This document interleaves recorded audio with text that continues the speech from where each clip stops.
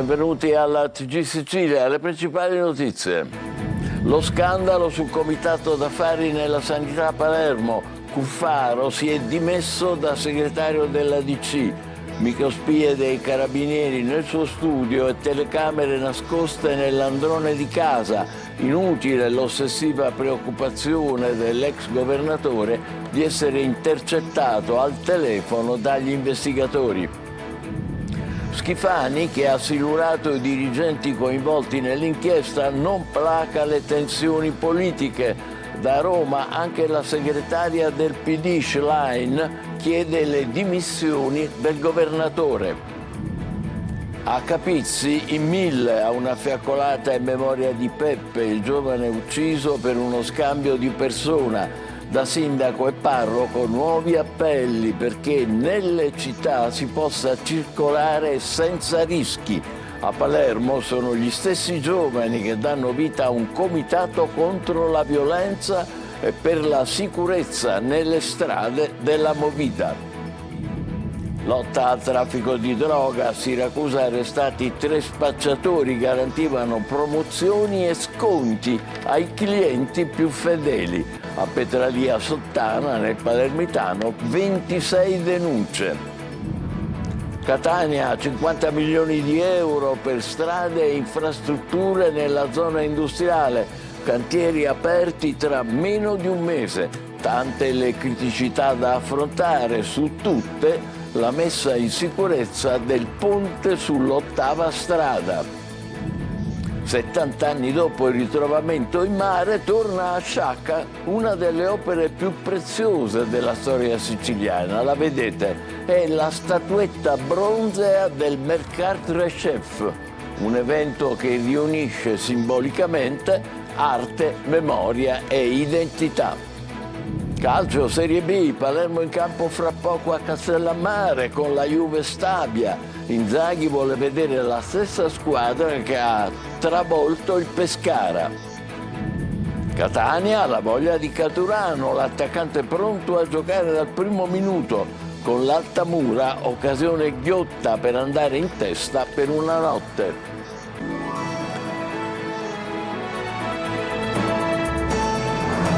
Bentrovati, la notizia è di poco fa. L'ex governatore Totò Cuffaro, al centro dell'inchiesta della Procura di Palermo sul comitato d'affari che pilotava nomine e appalti nella sanità, si è dimesso da segretario nazionale della Democrazia Cristiana. Ecco le parole di Cuffaro. Questa mattina ho rassegnato le mie dimissioni da segretario nazionale della DC. Ringrazio tutti coloro, dice Cuffaro, che in questi anni hanno condiviso con me un percorso di impegno e di servizio al partito e convocato per il 20 novembre il Consiglio nazionale della DC, che sarà chiamato a esaminare e ad accettare le mie dimissioni irrevocabili e a definire le successive decisioni organizzative. Così Cuffaro ha reso le notizie sull'inchiesta. L'ex governatore era intercettato ovunque,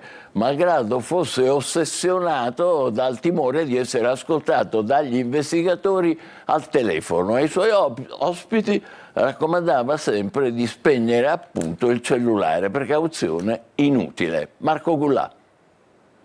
È a casa che Totò Cuffaro riceveva deputati, imprenditori e amici fidati, però una raccomandazione per tutti: spegnere i telefoni per evitare di essere ascoltati dagli investigatori. Un'ossessione, quella dell'ex governatore siciliano, precauzioni assolute che in realtà non sono servite a nulla, visto che i carabinieri del ROS avevano già installato in casa le microspie che hanno registrato ogni parola, soprattutto nello studio dove l'ex presidente teneva le conversazioni riservate. Nell'androne del palazzo gli investigatori avevano piazzato inoltre le telecamere nascoste che hanno svelato gli appuntamenti di Cuffaro senza che lui se ne accorgesse. Carmè, posa il telefono, vai a metterlo là dentro, diceva Cuffaro, rivolto a Carmelo Pace, deputato regionale della DC e suo uomo di fiducia. Incontri che avvenivano anche al bar sempre più frequentemente. Temeva di essere intercettato dovunque, anche in auto. Aveva infatti chiesto ad un amico fidato di bonificare la Mercedes.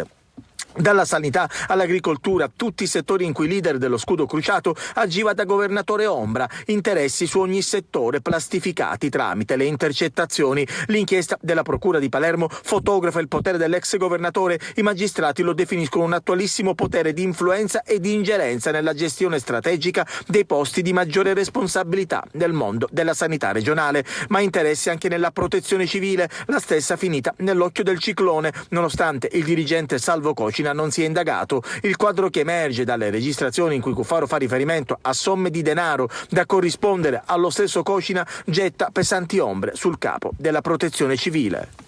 Adesso altre reazioni politiche dopo la notizia di poco fa delle dimissioni di Cuffaro da segretario nazionale della Democrazia Cristiana. La decisione di Schifani di silurare i dirigenti coinvolti nell'inchiesta sugli appalti in Sicilia non placa le tensioni politiche. Da Roma anche la segretaria del PD, Schlein, chiede le dimissioni del governatore Schifani. Maglio Viola. Continua la bufera politica in Sicilia nata dall'inchiesta della Procura di Palermo su presunti appalti truccati che ha coinvolto l'ex presidente della regione Totò Cuffaro. Martedì l'Ars terrà una seduta in realtà già prevista, durante la quale il presidente della Commissione regionale antimafia, Antonello Cracolici, presenterà la relazione conclusiva dell'indagine della Commissione sullo stato di lotta alla mafia e alla corruzione in Sicilia. In aula ci saranno i 9 prefetti e il commissario dello Stato. Le opposizioni però chiedono una seduta dedicata a un vero e proprio dibattito di natura politica in cui il governo si assuma le proprie responsabilità. Attacca da Roma il segretario nazionale del PD, Elis Klein, che parla di una Sicilia tenuta in ostaggio del centrodestra e chiede le dimissioni di Schifani. Ieri sera la dirigenza del PD siciliano è scesa in piazza per protestare davanti l'assessorato alla famiglia, dove il segretario dell'assessore era il collaboratore principale di Cuffaro, Vito Raso. Al PD non bastano le decisioni della giunta di governo che ha silurato i dirigenti fin qui coinvolti nell'inchiesta, come dice la presidente Cleo Licalzi. Oggi queste decisioni della giunta non ci soddisfano minimamente e vogliamo un passo indietro da parte di chi ha la regia politica della regione e quindi del suo presidente. Il PD oggi continua le sue proteste itineranti per l'isola, oggi davanti alle strutture sanitarie di Siracusa, Ragusa e Agrigento, nei prossimi giorni in tutte le altre città. E intanto l'inchiesta sbarca anche al comune di Palermo, toccato anche se solo di striscio dalle intercettazioni, e anche a Palazzo Comitini le opposizioni chiedono chiarezza e una seduta straordinaria del Consiglio Comunale e di quello metropolitano su appalti e opere pubbliche. Il sistema Cuffaro, le carte dell'inchiesta e le ripercussioni politiche del nuovo scandalo che si è abbattuto sulla regione siciliana saranno i temi al centro della nuova puntata de Il Punto, l'approfondimento condotto da Luca Cilibetti, che andrà in onda oggi in diretta alle 14.30 su Telecolor e domani alle 14 su Antenna Sicilia. A studio, tra gli altri, il segretario del PD Sicilia Anthony Barbagallo e il deputato regionale Nicola D'Agostino di Forza Italia. Tra gli ospiti anche il deputato nazionale Manlio Messina, da mesi al centro delle polemiche politiche dopo la sua uscita da Fratelli d'Italia, pronto a raccontare la sua verità sui casi del turismo in Sicilia e sui reali equilibri del partito in regione. Tutto questo al punto. Voltiamo pagina. Capizzi non dimentica Peppe, ucciso per uno scambio di persona. Ieri sera nel piccolo paese dei Nebrodi in 1000 a una fiaccolata in sua memoria e contro la violenza. Da sindaco e parroco nuovi appelli per la sicurezza. Francesco Triolo. 1 migliaio di persone, centinaia di fiaccole accese, strette tra le mani di giovani, famiglie, amici, cittadini comuni. Capizzi non dimentica Giuseppe Di Dio, il 16enne ucciso per errore sabato scorso in piazza, e ieri sera erano in tantissimi anche da altri centri della zona alla fiaccolata che si è snodata per le vie del piccolo paese dei Nebrodi per ricordare Peppe. Il corteo ha transitato anche da via Roma, proprio di fronte al bar dove il giovane è stato raggiunto dal colpo di pistola. Le parole di Don Antonio Cipriano, parroco di San Giacomo, suonavano come un appello alla speranza e alla verità, un invito a non lasciare che la morte di Giuseppe scivoli nel silenzio. Speranza. Fa che la luce di queste fiaccole non si spenga in questa notte, ma continui a brillare nei nostri cuori. come impegno di amore e di memoria. Un dolore di tutti, condiviso con i genitori, il fratello Emanuele, gli amici, i compagni di scuola, cartelli e ricordi di Peppe, nessuna pietà per chi ha spento la sua luce, giustizia per Giuseppe, recitavano alcuni. Il fiume silenzioso attraversa il paese fino al santuario di San Giacomo, dove il sindaco di Capizzi ha lanciato un nuovo appello affinché venga garantita più sicurezza ai cittadini. Dobbiamo evitare, dobbiamo reagire con forza e quando capiamo che qualcosa non va, dobbiamo aprirci e parlare con chi non deve, a partire proprio dalle forze dell'ordine. La foto di Giuseppe tra le mani della madre, in prima fila, dietro un paese, una chiesa gremita per piangere ancora una volta, ma anche per testimoniare che Peppe non sarà dimenticato. Questo a Capizzi. A Palermo sono gli stessi giovani che si fanno promotori di legalità e sicurezza per salvare la città dalla violenza. È nato un comitato, Palermo Sicura, è composto da studenti universitari e lancia le sue proposte al sindaco La Galla. Ecco uno degli organizzatori al microfono di Emanuela Corsi. Io sono Fabrizio Landolina, un giovane palermitano come tanti, e sono stanco di uscire a Palermo con la paura. Ora basta, è il momento di dirlo! I giovani non solo eroi negativi al centro di fatti di cronaca nere della malamovida, ma protagonisti di una rivoluzione culturale e sociale. Giovani che si fanno promotori di legalità, di città più sicure, solidali e accoglienti, facendosi carico di proposte e idee per vivere meglio il territorio. Per questo nasce il comitato Palermo Sicura, composto da studenti universitari con l'obiettivo di salvare la città dalla violenza ed evitare la fuga di altri giovani. Ieri una delegazione ha incontrato il sindaco di Palermo, Roberto La Galla, per illustrare una serie di proposte concrete volte a migliorare la qualità della vita nei quartieri periferici della città, con particolare attenzione ai temi della sicurezza, della vivibilità e dei servizi pubblici. Le nostre proposte che chiedono allo Stato, alle istituzioni, che si intervenga con forza e che si interviene in una maniera socioculturale, quindi ringrazio che ci ha affidato il palchetto della musica, dove lì appunto creiamo delle iniziative socioculturali. Tra le proposte del sindaco l'invito ai giovani a lavorare assieme alla creazione di un progetto sperimentale denominato Angeli della Notte, che prevede la costituzione di cooperative giovanili impegnate in attività di presidio e segnalazione per la sicurezza urbana, anche tramite l'utilizzo di un'app. Sul fronte della sicurezza, intanto, dopo l'approvazione del Consiglio Comunale al bilancio consolidato, si sblocca l'assunzione di nuovi vigili urbani. In tutto sono 100 gli agenti previsti per il Comune di Palermo. Seguiremo nei prossimi giorni le iniziative del comitato di questi giovani valorosi, Palermo Sicura. Vedremo che iniziative prenderanno. Intanto a Marsala sono stati arrestati 2 fratelli accusati di aver dato fuoco a ottobre, ecco come vedete dalle immagini, a una pescheria nel centrale mercato ittico della città. I 2, dopo aver riempito questa bottiglia di benzina, sono andati in bicicletta in Piazza del Popolo, dove a volto coperto hanno appiccato le fiamme al bancone del pesce, incuranti di essere vicini a abitazioni e pure ad alcune bombole di gas. A Siracusa vendevano la droga riservando promozioni e sconti ai clienti più fedeli. La polizia ha smantellato un fortino di spaccio in via Santi Amato, 3 arresti. Nel Palermitano 26 denunce in un'operazione partita alcuni anni fa. Francesco Aloi. Avevano pensato a tutto, dalla consegna a domicilio alle offerte del Black Friday, prendi 3 paghi 2. Gli spacciatori di via Santi Amato a Siracusa ce la mettevano tutta per invogliare all'acquisto di droga, un'attività a cui però la squadra mobile ha messo fine. Sono 3 gli uomini arrestati, di 21, 24 e 37 anni, tutti colti in flagranza mentre stavano per vendere le dosi, 190 quelle sequestrate tra cocaina e crack e 10 di hashish, tutte già preconfezionate. I poliziotti hanno trovato anche una pistola a gas, una balestra e più di 1.000 euro. Ma la droga non ha confini, lo spaccio arriva anche nei piccoli centri, come nelle Madonie. In 26 a Petralia Sottana, nel Palermitano, devono rispondere a vario titolo di detenzione, cessione e spaccio di sostanze stupefacenti. L'operazione dei Carabinieri, coordinata dalla Procura di Termini Imerese, era partita nel 2019, quando un extracomunitario fu trovato con alcune dosi di eroina, nascoste in un sacchetto di semolino.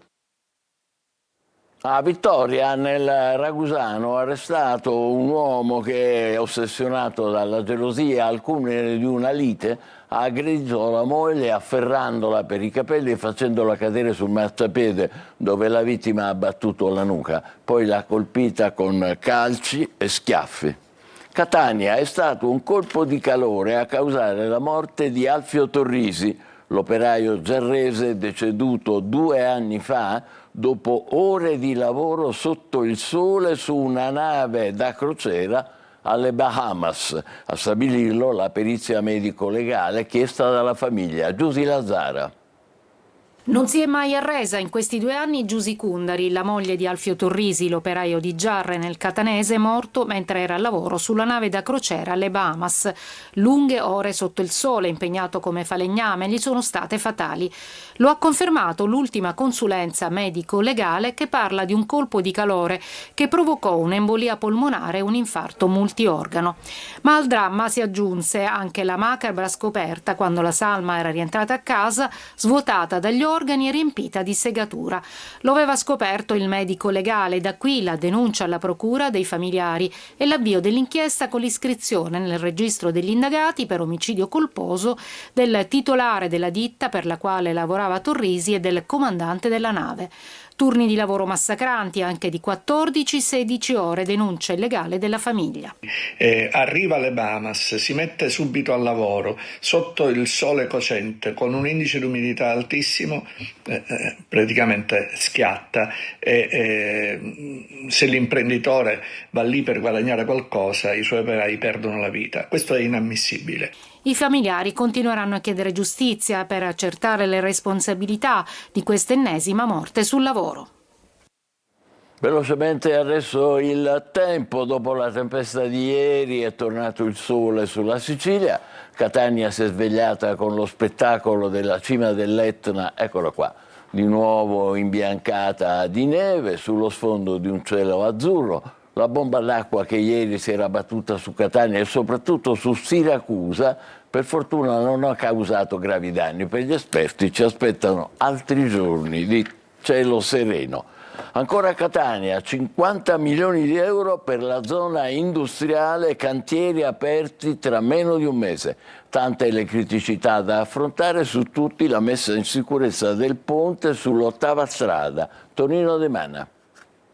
Appalti per 50 milioni di euro e primi cantieri tra meno di un mese. È il momento della svolta per la zona industriale di Catania, che dopo decenni di immobilismo è destinataria di massicci investimenti per migliorare sicurezza stradale e decoro urbano. Non sarà abbattuto, ma sarà oggetto di un intervento di manutenzione il ponte sull'8ª strada, che versa in condizioni a dir poco disastrose, con infiltrazioni d'acqua, lo vedete, che stanno mettendo a rischio la stabilità della struttura. Il famigerato ponte dell'8ª strada sarà anch'esso oggetto di intervento, probabilmente un intervento di consolidamento, non di abbattimento per come noi in passato abbiamo chiesto, ma è qualcosa, perché comunque sia già consolidarlo, ristrutturarlo vuol dire renderlo più agibile, renderlo sicuro e ovviamente non si avrà più paura nel percorrerlo e attraversarlo. Centinaia le imprese che assicurano migliaia di posti di lavoro, mezzi grandi e piccoli che si spostano in una zona disastrata, in molti tratti al buio e spesso trasformata in enormi acquitrini dove è impossibile persino transitare. Investimenti strategici per restituire dignità e funzionalità in un'area che accoglie il cuore produttivo di Catania.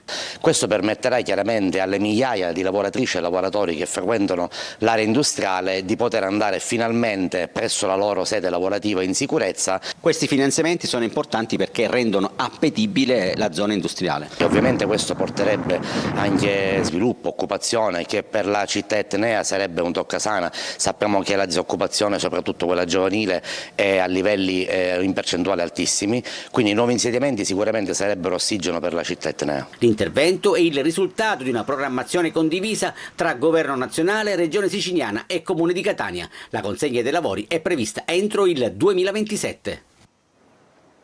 Arte antica, adesso 70 anni dopo il suo ritrovamento in mare, torna a Sciacca una delle opere più preziose della storia siciliana, la statuetta bronzea del Merkart Reshef, una parola araba, un ritorno simbolico che unisce arte, memoria e identità. Davide Sardo.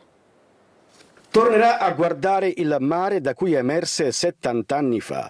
La statuetta bronzea di Melkart Reshef di Sciacca è tornata a casa, un simbolo antico riemerso dalle acque e oggi è restituito alla città che ne custodisce la memoria. D'orgoglio per noi, motivo d'orgoglio per questa terra, motivo d'orgoglio per il territorio. Abbiamo lavorato tutti insieme per cercare di ottenere un risultato epocale. Scoperta nel 1955 tra Senunte e Capo San Marco, l'opera, datata tra l'XI e il X secolo a.C., arriva in prestito dal Museo Salinas di Palermo.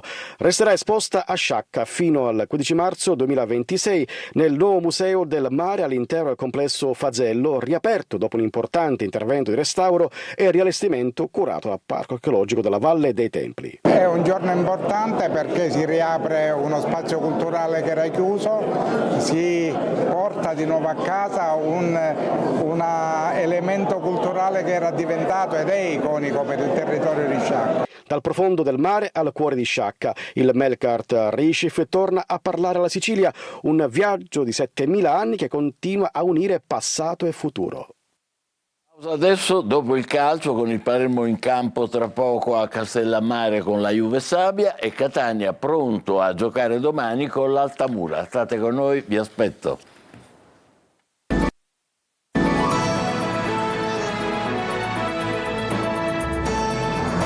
Calcio, il Palermo in campo nel pomeriggio al Menti contro la Juve Sabia. Inzaghi cerca una vittoria che possa rilanciare definitivamente la squadra. Marco Gullà.